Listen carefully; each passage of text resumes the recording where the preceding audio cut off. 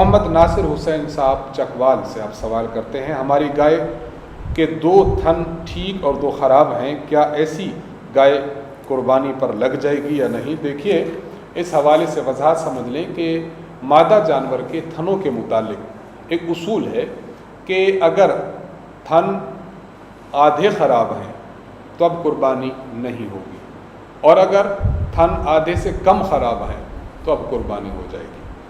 जहाँ तक आपकी गाय की बात है तो गाय के 4 थन हैं, 4 थनों में से 2 ठीक हैं और 2 ख़राब हैं। इसका माना कि आधे थन ठीक है, आधे ख़राब हैं, अब कुर्बानी नहीं होगी।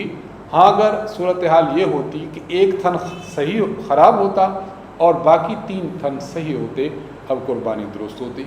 ये तो मामला था बड़े जानवर का। जहाँ तक छोटे जानवर यानी बकरी की बात है तो बकरी के चूँकि थन 2 ही होते हैं, अगर उनमें से एक थन ख़राब हो जाए तो समझा जाएगा कि आधे थन ख़राब हैं, अब इस बकरी की कुर्बानी नहीं होगी।